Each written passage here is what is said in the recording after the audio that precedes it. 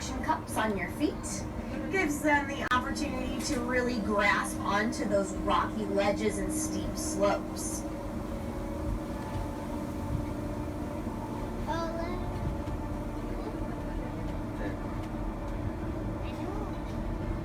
As we enter Samburu National Reserve, you'll see our eland family.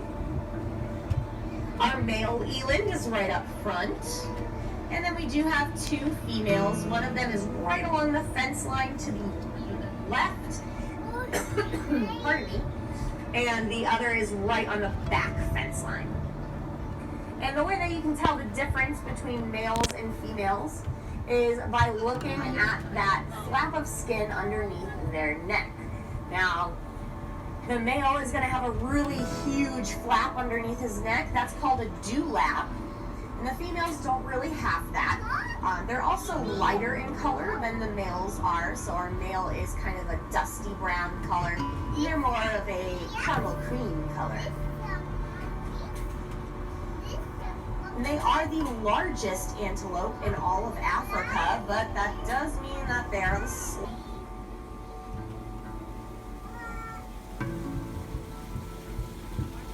We're entering the home of Rufus and Reggie. You'll see them hanging out towards the back of their habitat. Looks like it's nap time for them. They're spur-winged geese, and they do have spurs on their wings to protect them from their predators, which, speaking of, up in that right-hand corner, all the way at the top of that habitat, you'll see two caracals. They're taking a nice little nap right now. They may look like cute little house cats to you guys, but these animals are fearsome predators. They can take down prey up to 3 times their size. As well, they can jump over 10 feet and grab birds straight out of flight. Pretty impressive. These guys are not your average house cats. You definitely don't want them in your house.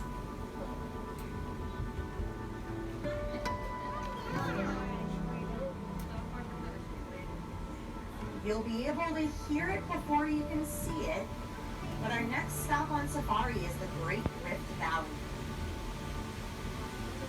This massive geological wonder was created by shifting fault lines and volcanic activity. The result, gorgeous waterfalls, rivers, valleys, lakes, and grasslands, and it makes a home for over 400 species of mammal and 1,000 species of bird. Speaking of bird, that's the first animal you'll see. We have one of our white storks sitting on a nest right up front. Right after that, if you look towards the back area, you'll see our sparrows. Right above, you'll see the African brown crane.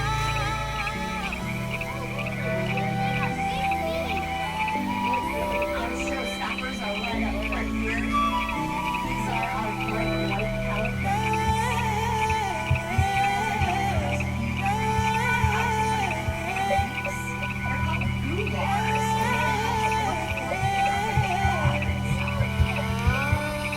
They're called goulars.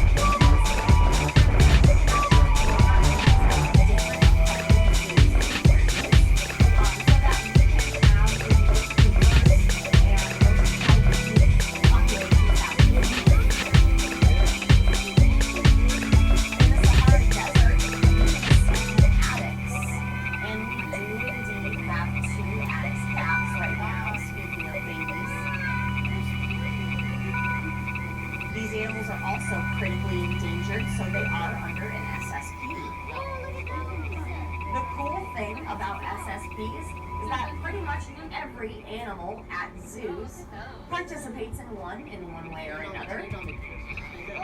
The scimitar horned oryx was considered extinct in the wild. The only reason that we still have these animals today is because they were released into the wild that they began as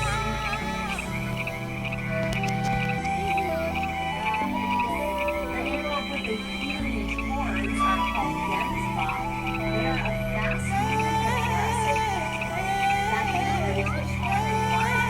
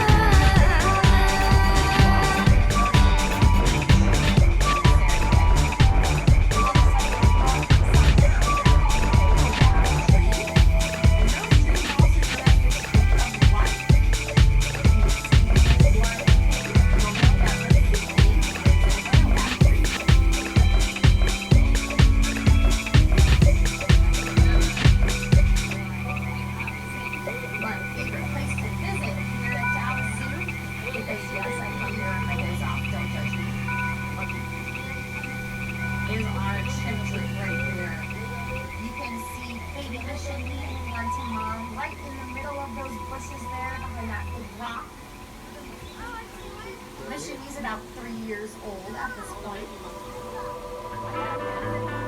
The cool thing about our gym is that we practice what's called vision here at the zoo. It's basically a type of movement where we let chimps decide what they want to be. They want to hang out in the go around and just invest in it.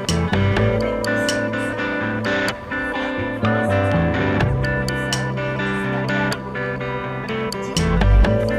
So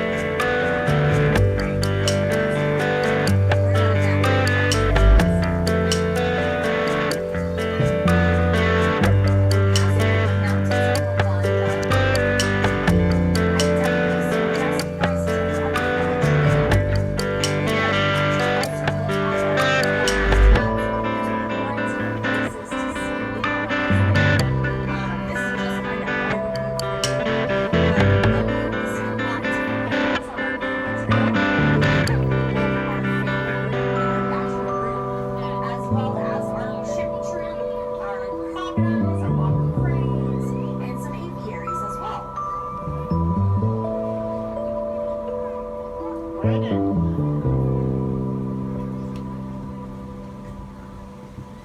if you're a fan of apes, I definitely suggest you go to one of our keeper chats today. At 1:15, we've got a gorilla keeper chat.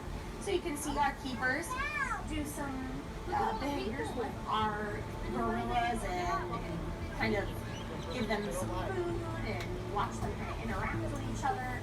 So that's really cool. I definitely suggest doing that. But we've made it all the way to the bottom of Africa. We are on the rocky coastlines of South Africa, where you can find the black-footed penguin. You may be thinking, it's a little too hot for penguins. Why are they out right now? Well, that's because only 4 species out of the 17 species of penguin live in cold climates. They just seem to get all the good movie deals. What's with that? I don't know. But the majority of penguins are actually going to live in temperate to warm climates. So it's pretty cool, something that a lot of people don't know. As well, whenever I say, what is something that penguins need to worry about?